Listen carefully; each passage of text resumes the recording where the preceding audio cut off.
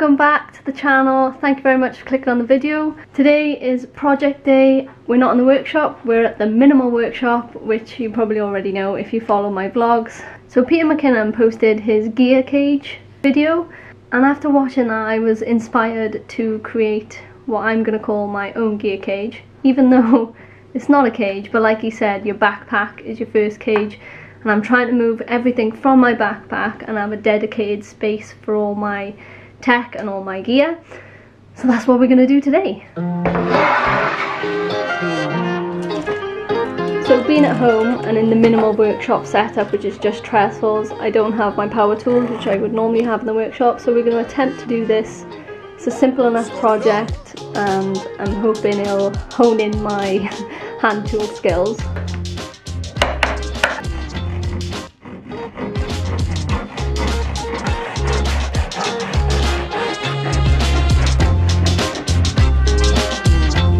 So the first challenge is I need to, not sure if you can see, but I need to cut these strips, and I've got this material which I've just rough sawn, it's not to size, so I need to now slice this. Obviously if I was in my workshop the first thing I would do is just take my table saw, but we're going to be using hand tools and I don't have a vise, so everything I'm going to work with I'm going to try and do without a vise. We're going to try and use a technique where I can clamp it to this trestle but still rip cut this material. So I'm going to show you the way I'm going to do that, and hopefully that might help you in the future if you don't have machines or power tools. This is one way that you could do it.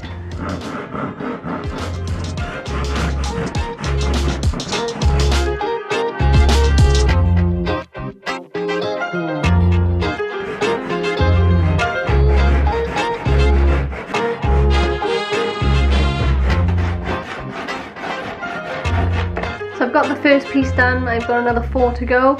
So once I've done all those rip cuts, we'll move on to planing the edges flat, square to 90 degrees.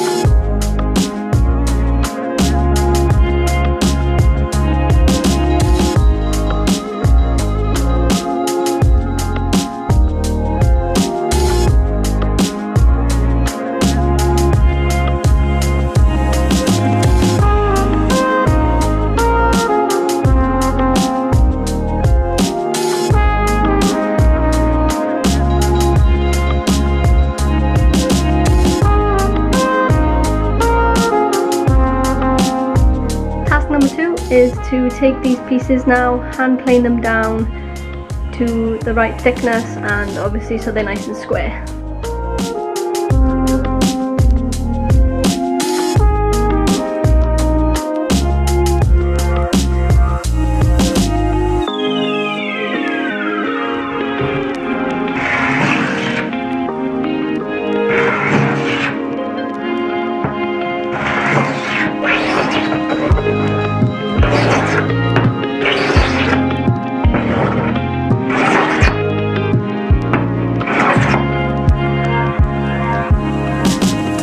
Okay, I've done 3 of the boards on both sides, just another 2 boards to go. Whew, it's hard work doing that, but gotta keep going. We'll get the next 2 done and then we can start marking up and drilling some holes. So yesterday I finished off hand planing all the strips that we need, which was 5 in total. They're all done to 90, they're flat and square. The next step is to cut the holes or drill the holes, and we will put the threaded inserts in.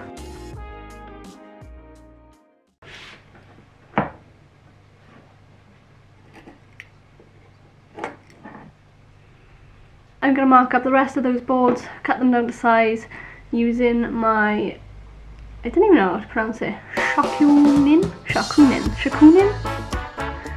Using my Japanese puzzle.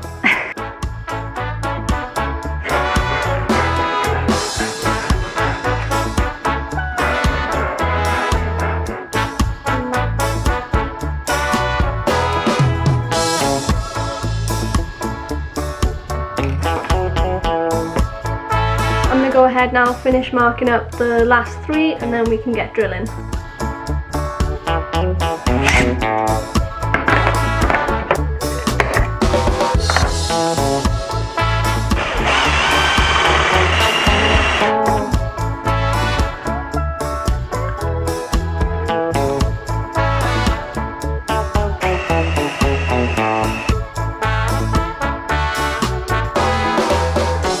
So I just test fitted the copper pipe into this hole that I've just drilled and I've got it stuck. Now the 2 end ones are supposed to be a very tight fit, but the ones in the middle are going to be able to slide back and forth. So in the future, if I did want to make this like a big scale, full wall sort of setup, then I can slide these, not dividers, what do you call them? Slide the pieces back and forth, and then you can position them where you want. But obviously the end one's stuck, so it doesn't, you know, just come off the end of the pipe. But the dilemma is I can't get it back out of the hole now.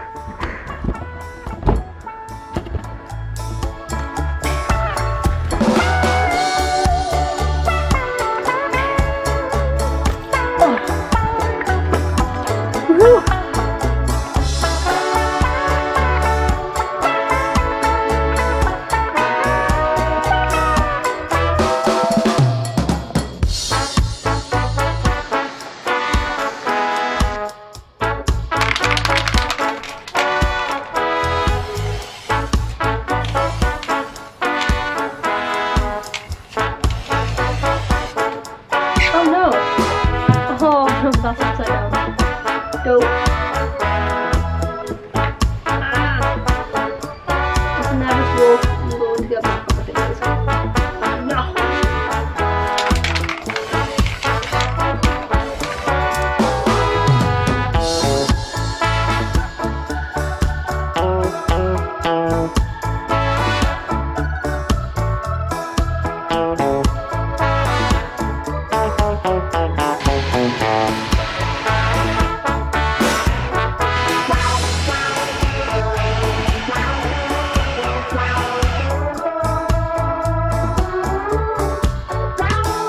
We've got all the holes ready for the thread inserts. They're still drying, so we're going to move on to cutting the French cleat. I must admit, this will be the first time I cut a French cleat by hand, at least on a large piece. I've cut a French cleat by hand on maybe a piece about this big, but it's going to be 10 times longer than that. And it'll be the first time without a vise, so that's going to be interesting. First time we did a rip cut, I showed you how I would normally do it on the bench. This time I'm just going to overhang it from the side and show you that you can rip cut just as easily on the side of your bench if you've got the clamping space on the edge.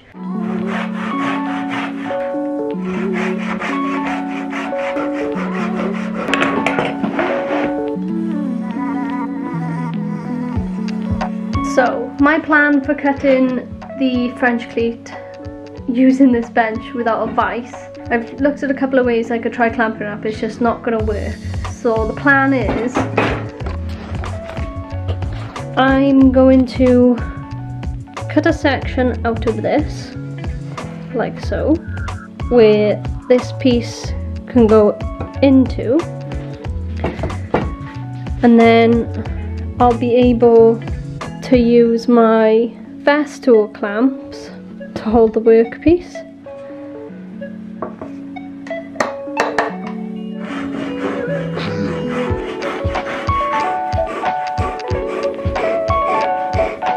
The French cleat is now cut, so you can see there how they're going to meet together.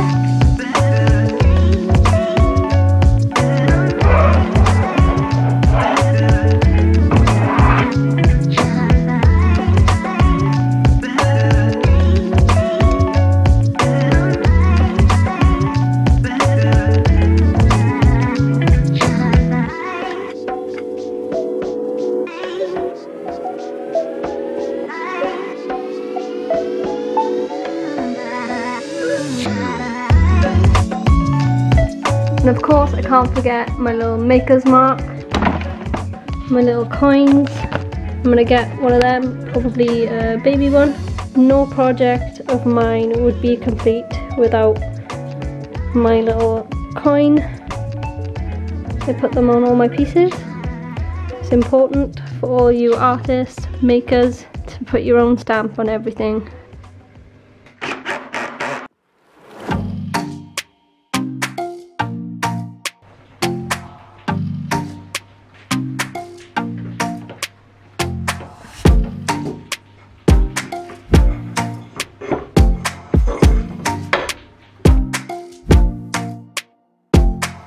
My trusty mallet.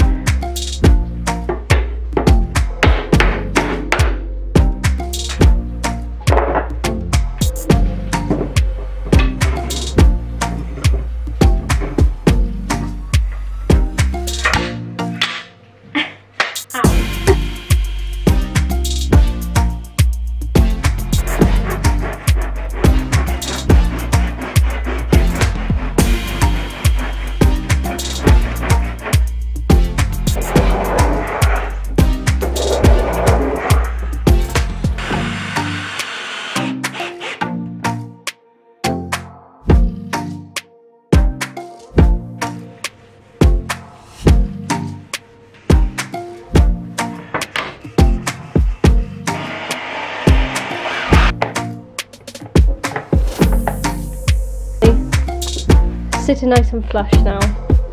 It would have drove me mad not having the seamless line going all the way down. So just to show you how the anchors are going to work, this will be the plasterboard.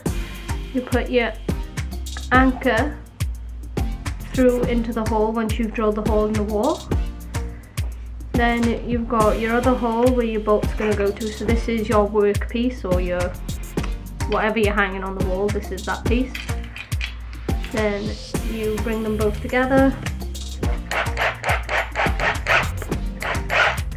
So as you can see, that stabilizes everything because it brings the clamps down, which gives you a more surface area. So if any of you didn't know how these anchors work, that's how they work, and they're really, really strong.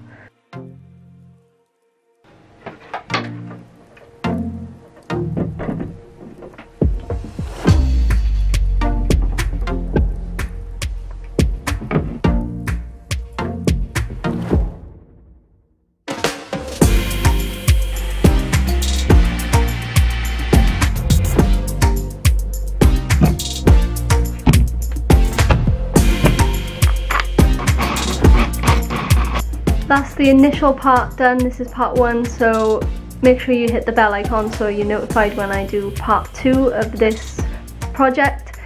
The main frame is done. The next will be doing the accessories, so I won't spoil too much, but it'll just be like the shelving and everything that connects onto there. So if you're interested in that, stay tuned.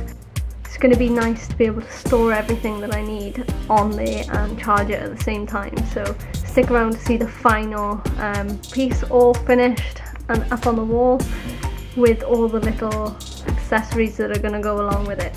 As always, thank you very much for watching, and to all those who are already subscribed, thank you very, very much. And that's about it, guys. Bye. And I will see you in part two.